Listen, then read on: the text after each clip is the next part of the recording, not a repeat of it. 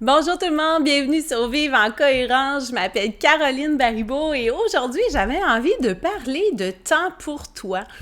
En fait, c'est que c'est vraiment quelque chose qu'on n'a vraiment pas dans notre vie. Je ne sais pas si vous avez remarqué, mais la première affaire qu'on élimine de notre horaire, c'est justement le temps de qualité pour nous. Combien de fois que tu as skippé ton entraînement parce que, justement, tu avais supposément pas le temps? Combien de fois que tu n'as finalement pas ouvert ton livre, que tu avais vraiment le goût de lire parce que, finalement, tes enfants avaient quelque chose ou une amie t'a appelé parce qu'elle avait besoin de ton aide? Donc, moi, j'ai tellement constaté que c'est la première chose que j'élimine de mon horaire. Donc, si vous me connaissez et que vous me suivez depuis un certain temps, vous le savez que moi, je fais un espèce de tracking de mes habitudes, un suivi de mes habitudes, dont justement le temps pour moi. Et s'il y en a un que j'arrive pas à compléter souvent chaque semaine, c'est celui-là.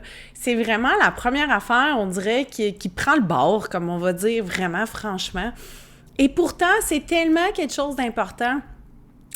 Justement, dans mes souhaits de nouvelle lune, j'avais justement envie, tu sais, je le souhaite pratiquement à tous les mois, mais tu sais, d'être une merveilleuse maman, calme et aimante, tu sais, comme on veut toutes l'être, en fait. Et dans mes engagements, justement, comment je vais faire pour être cette maman-là? Ben, elle tombera pas du ciel, c'est justement de m'accorder du temps pour moi. Et ce mois-ci, c'est vraiment sur ça que je focus, d'être en mesure de m'accorder des petits moments magiques pour moi, que ça soit un bain, que ça soit d'avoir 20 minutes pour lire mon livre, que ça soit, peu importe, j'ai vraiment décidé que chaque jour, je devais m'accorder entre 10 et 20 minutes de temps pour moi, pour être en mesure d'être la bonne maman que je veux, mais aussi pour d'être vraiment qui je suis. C'est important, ce temps-là. Et je ne sais pas pourquoi d'emblée, pourquoi que le temps que je m'accorde aurait moins d'importance que le temps que j'accorde à quelqu'un d'autre. Sincèrement, là, plus tu vas être heureuse, plus cette énergie-là va refléter sur les autres. C'est sûr et certain que si je suis une maman qui est plus épanouie, qui est plus heureuse, qui a un meilleur repos, c'est clair que je vais être plus patiente, que je vais être plus heureuse et que ça va se refléter sur mes enfants, sur ma famille, sur mon travail. Donc, il faut arrêter d'emblée de stopper ça. C'est fou, on n'arrive pas à avoir 10 minutes dans notre journée juste pour nous. Comment ça? Qu'est-ce qui se passe? Qu'est-ce qu'on met à la place de ça? Où tu mets ton énergie au lieu de ce 10 minutes-là pour toi?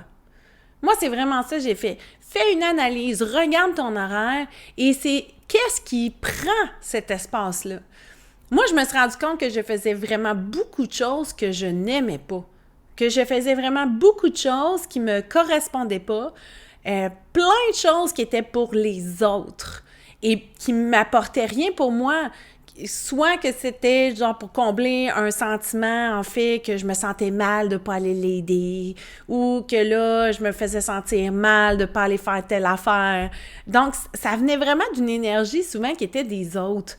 Et j'ai décidé que j'arrêtais de faire des choses que je n'aimais pas. Bon, je vous dis pas que j'aime tout ce que je fais dans ma vie. C'est pas ça. Je vous dis pas que sortir les poubelles puis aller les porter sur le bord du chemin, c'est quelque chose qui me remplit de joie. Mais non!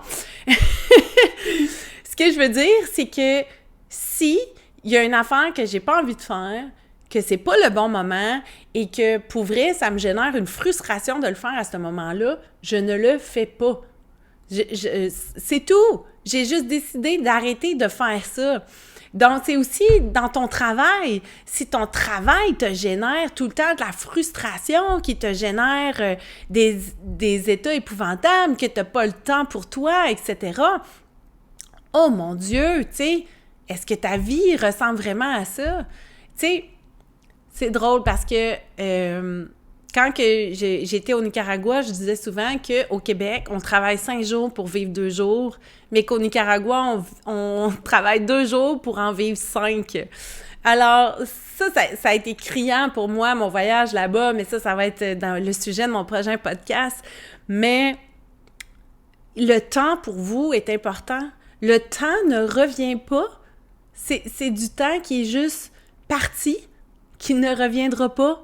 Alors, à quoi va s'accorder vos prochaines minutes? Est-ce que ça va être aller perdre sur des médias sociaux? Est-ce que plutôt vous allez nourrir votre vie, nourrir les temps pour vous de choses positives? J'ai une méditation que je fais souvent, c'est comme, ça vient d'un livre, une journée de musée, et dans le fond, j'invite les participants à descendre à l'intérieur d'eux, etc., et je les amène vraiment visiter leur musée intérieur. C'est comme si, au moment de votre mort, vous présentiez ce musée-là. Et qu'est-ce qu'il y a sur les murs? Et sur les murs, c'est toutes des représentations, soit des peintures, des arts, etc., des moments de votre vie. Alors, c'est de prendre le temps aux participants de vraiment analyser qu'est-ce qu'il y a sur les murs. Est-ce que c'est des beaux moments? Est-ce que c'est un travail que vous aimez pas? Des chicanes avec votre conjoint? Donc, ils prennent vraiment le temps de regarder chacun des corridors, chacune des œuvres qu'il y a sur les murs. Et je vous avouerai qu'à chaque fois que je fais cette méditation-là, il y a le 3/4 qui braille. Parce que pour vrai, on revoit beaucoup de choses de notre vie, évidemment, mais on prend beaucoup conscience de comment qu'on vit. Et à ce moment-là, c'est le moment parfait de prendre décision d'ouvrir un nouveau corridor. D'ouvrir un nouveau corridor et d'y ajouter tous les cadres que vous avez envie, d'ajouter la vie que vous avez envie de présenter au moment de votre mort. Donc, qu'est-ce que tu as envie de présenter sur tes murs? Des beaux moments pour toi, des beaux moments de qualité avec ta famille, un travail que t'aimes, des choses qui te motivent, qui te nourrit, ou tu as envie de montrer une vie un peu blasante, quelque chose qui ne te représente pas, qui n'est pas en cohérence avec qui tu veux être et la vie que tu veux vivre. Donc, c'est une belle réflexion à faire, même si tu ne fais pas la méditation complète. Je vous invite quand même à le visualiser, de voir qu'est-ce qui serait votre musée, qu'est-ce qu'il y en est et quel genre de mur que vous voulez. Et ça va vraiment être criant comme qu'est-ce que vous vivez dans votre vie, qu'est-ce qu'il y a autour de vous et qu'est-ce que vous voulez générer, dans le fond, dans votre vie.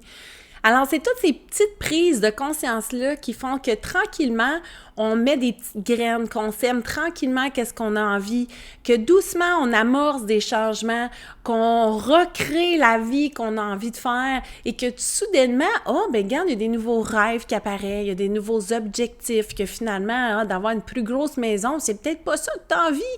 Tu as peut-être envie de voyager, tu as peut-être envie, au contraire, de vivre plus simplement, d'avoir plus de temps pour toi. Alors, c'est quelque chose que vous pouvez vraiment apprendre à faire au travers de mon bootcamp que j'offre actuellement. Et on va vraiment décortiquer les fondements et faire un petit nettoyage justement à l'intérieur de vous et pour amorcer justement le changement au niveau de votre vie, la détermination de vos objectifs, etc. Donc, c'est quelque chose qui peut vraiment être intéressant. Alors, prenez le temps, comme je vous ai dit, à partir de maintenant, aujourd'hui, accordez-vous un petit moment. Accordez-vous un petit 10 minutes, un petit 20 minutes et vraiment faites-les.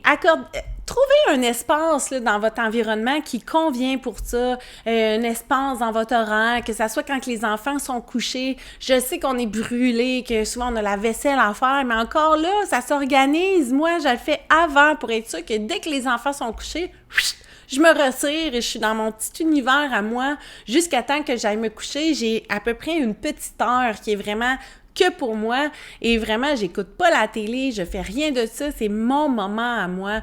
Alors, déterminez un petit moment dans votre horaire et tenez-vous-y. Accordez-vous ce temps-là. Accordez-vous cette importance-là. C'est toi qui es important avant les autres. C'est pas une question d'être égoïste. C'est une question de te construire toi, de rouvrir tout ton plein pouvoir, d'être vraiment en plein contrôle de qui tu veux être pour que ensuite toute cette belle énergie-là se reflète sur ton entourage. Alors oui, c'est toi qui es le plus important en ce moment, donc accordons 10 minutes à cette personne-là qui est vraiment la plus importante. Je te remercie infiniment de m'avoir écouté. Je m'appelle Caroline Baribeau, puis on se voit la semaine prochaine pour mon autre podcast.